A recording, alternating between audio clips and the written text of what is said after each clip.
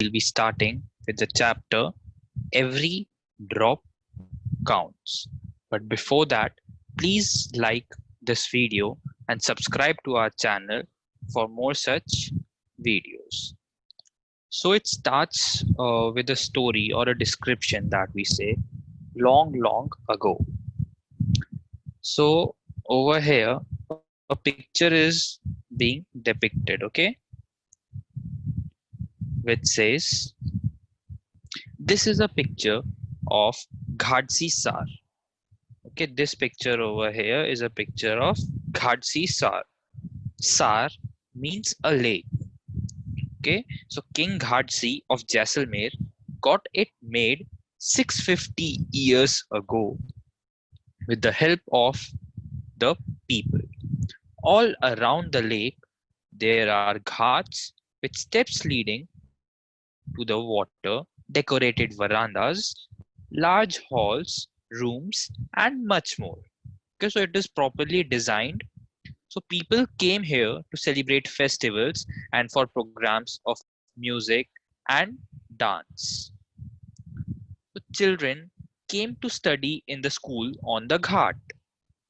The talab belonged to everyone and everyone took care to keep it clean. Okay, so rainwater collected in this lake spread over many miles.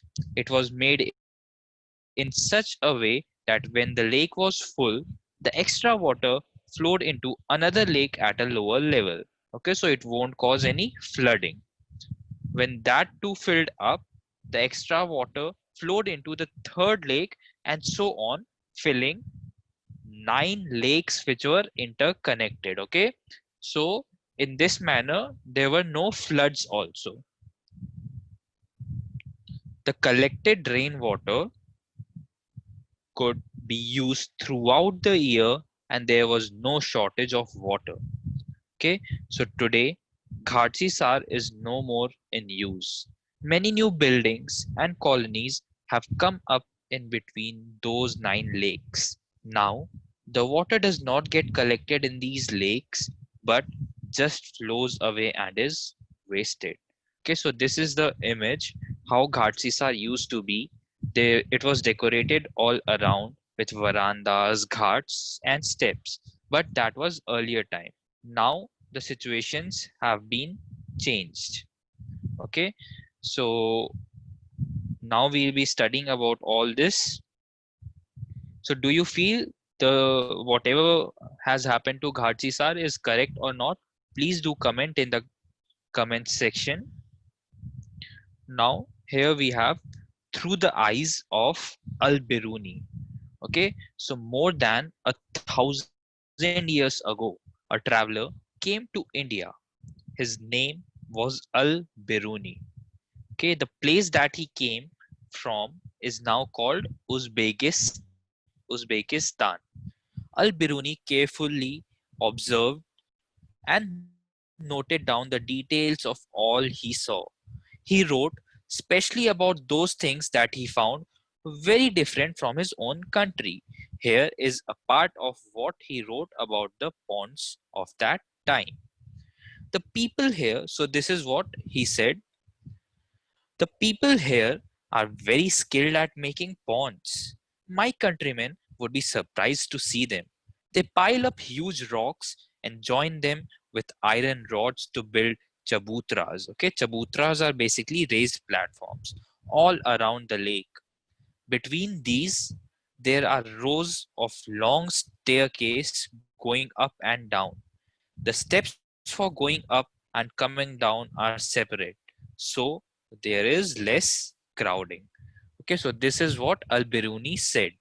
Today, when we study history, we can learn a lot about those days from the writings of Al-Biruni. Okay, so this stamp which you see over here, this stamp has the image of Al-Biruni. This is Al-Biruni, and this came in the year 1973, which was 1000 years after his birth. Okay, so is it clear? So we'll move ahead. Now there are few things which we need to think and find out.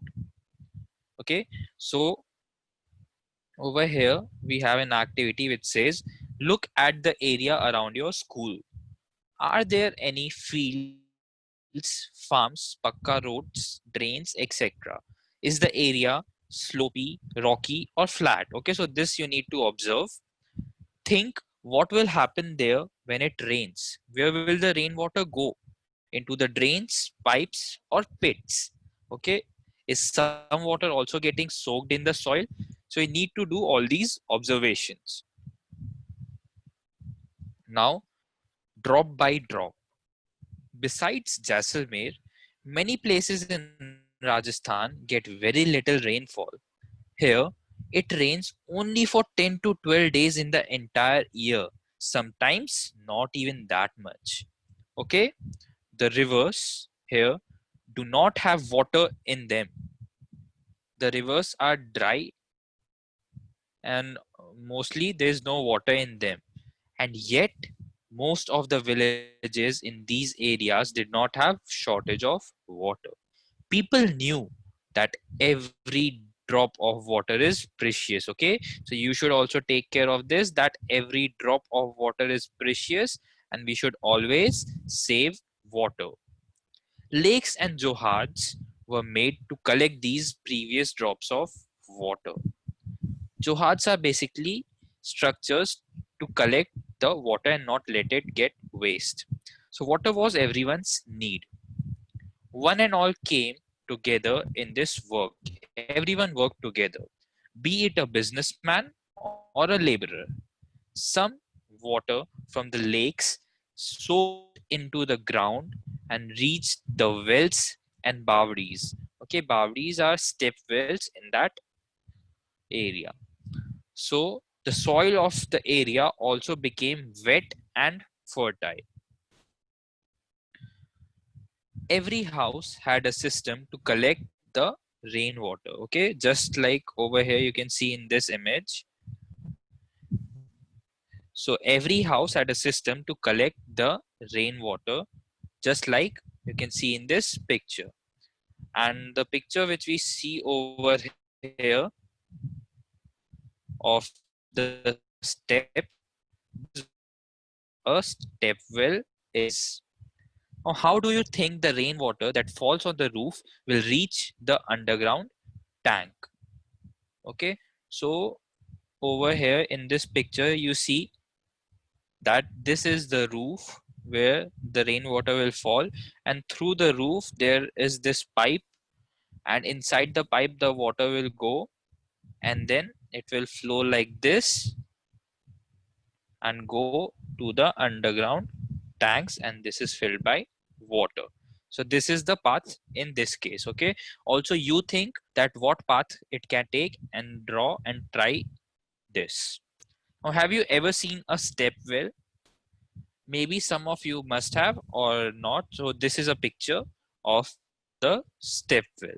Can you imagine by looking at the picture that the steps go down several stories deep? Okay, there are various floors deep that the steps go.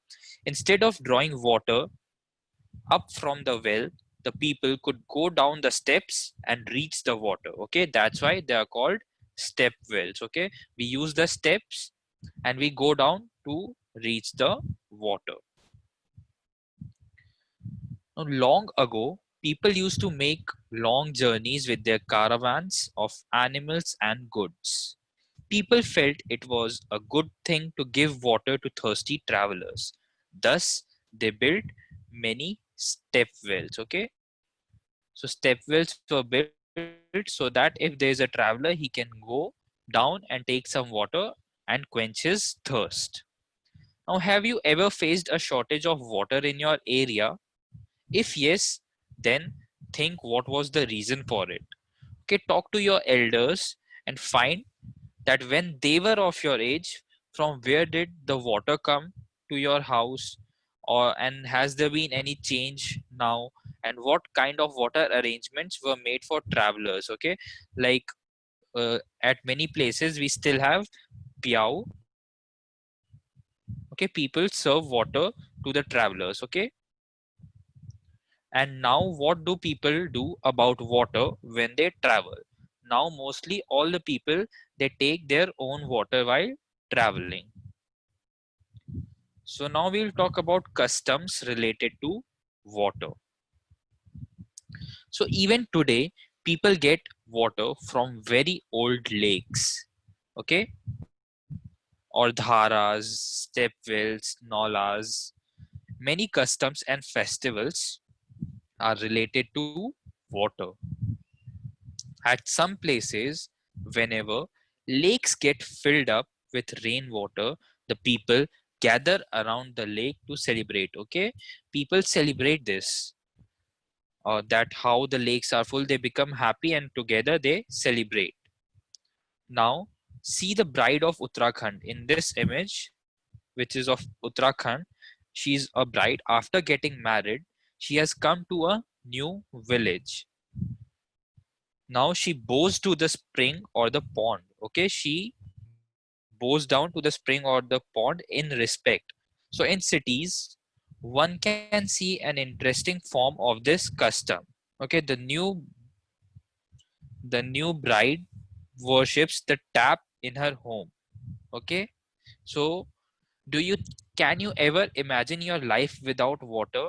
Everyone requires water for every activity, right from the start of your day till you sleep, for cooking, bathing, watering plants, every activity you need water.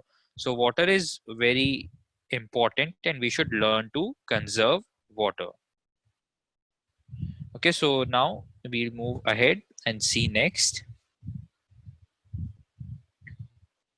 So now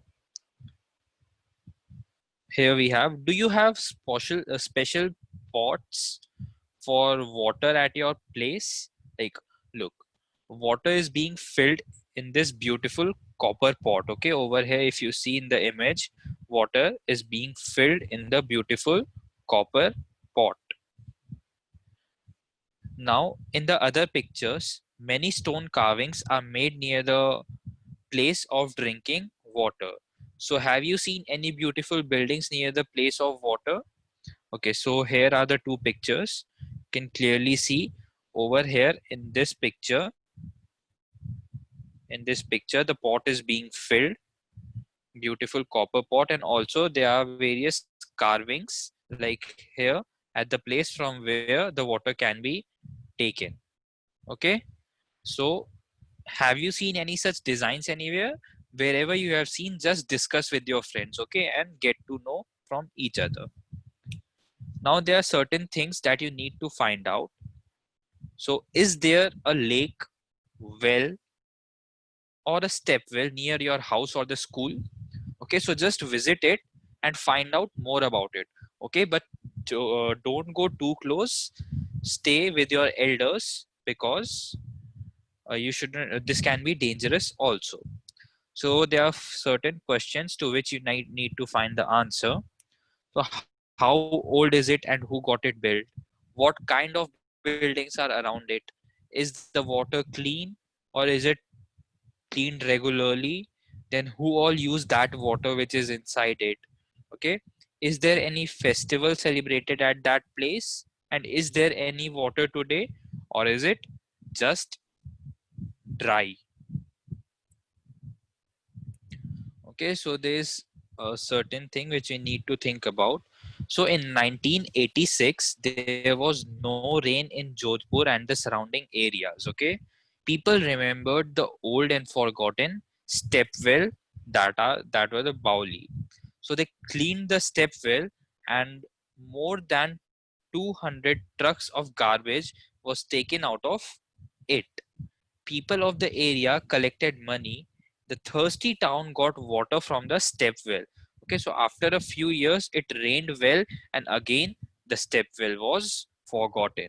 Okay, so people did think about the step well, but once again, when their need was fulfilled, they forgot the step well. So now there are a few things which you can discuss. So there are two old wells in the area where Punita lives. Okay, her grandmother says that about 15-20 years ago there was water in these wells. The wells could have dried up because, okay, water is being pumped up from the underground with the help of electric motors. Okay, the lakes in which rainwater used to collect are no longer there. The soils around the trees and park is now covered with cement, or there can be some other reasons also, so you need to think about them. Okay, now we'll talk about what is the story these days. So let us see different ways in which people manage water today. So we'll see on the next page and we'll discuss them. So do you get water in your house by any of these ways? We'll see. And if you get water by other ways, we should just discuss. So there are a few ways over here. So the first one is a Jal board water tanker comes to our colony twice a day. We have to stand in a long queue to get water from the tanker. People at times have to fight over water. Okay, so this is one way.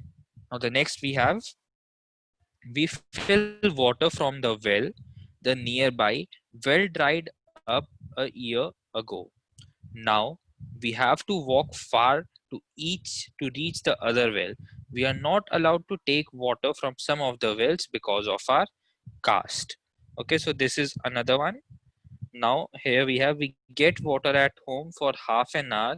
We fill this in the tank to use all day. Sometimes it is dirty. Now we'll move ahead and we'll see some other ways. So we get water from our taps all day long. There is a hand pump nearby, but the water that we get from it is salty. We have to buy water for drinking. And here's one more that says we have put up a pump directly in the Jal board pipeline. Now we don't have any problem. And over here we have to put a motor to pump up the water from the bore well, but there's no electricity. So do? So what do we do? Because there's no electricity, they are not able to always operate the pump and they don't get water. And over here we get water from the canal itself. The women or the people, they have to go to the canal, then take water and then bring it for their use. So there is something that we will discuss now. So everyone has the right to live. Yes, everyone has the right to live. Yet, is everybody getting enough water to live? Okay, just by seeing the above examples, we saw that there were many people who were not getting enough water to live or even good water to drink. Okay, so why is that some people have to buy drinking water? Okay, should it be like this? Do you think this is correct? Or water on earth is for one and all? Some people draw out water from the ground by deep bore wells. Okay, so is it correct or not? You need to discuss these, because if we take just like for example, if we take out a lot of water from the ground, then the wells and everything, they'll dry up. So have you ever seen this? Why do some people put a pump directly in the Jal board line? What problems would other people face due to this? So do you have any such experience? You need to discuss this experience in the class. So over here we have a bill. Okay, now there are a few questions which you need to answer by seeing this bill. So from which office has the bill come? So we can clearly see it is written Delhi Jal Board. So this bill has come from the Delhi Jal Board. So do you get a water bill at your home? Okay, and if you get a bill, then find out where does it come from. Now why do you think that the Delhi Sarkar or the government of Delhi is written under Delhi Jal Board? Okay, so over here if you see it, Delhi Sarkar is written under the Delhi Jal Board. So it is written because the Delhi Jal Board is under the Delhi government. Okay, now the question is, in whose name is the bill? How much money do they have to pay each month? Okay, so if you see over here, It's written Shri Mohammed Umar and Dr. Mohammed Shoaib. The bill is in their name, okay, and they have to pay. Over here it's written 348 rupees. Oh, sorry, it's 368 rupees they have to pay. Now the next one we have is, do you have to pay for water? And if you have to pay, how much do you pay? And is the rate different for different places? Just ask your elders and discuss all this. Okay. Now there's one thing, that there are some groups, okay, that work hard to bring water to people of different areas. Okay, they ask the elders about the water arrangement in their times. They rebuild the old lakes and johars and also build new ones. Okay, so we'll see one such group that was called Tarun Bharat Sangh, and it helped Darki Mai. Okay, so we'll just read up the story. So this image, she is Darki Mai. Okay, this is Darki Mai. She lives in the village in Alwar district of Rajasthan. The women of the village used to spend the entire day looking after their home and animals. Sometimes it took them all night to pull water from the well for animals. In summer, when the wells dried up, they had to leave the village. Darki Mai heard about this group and asked for help.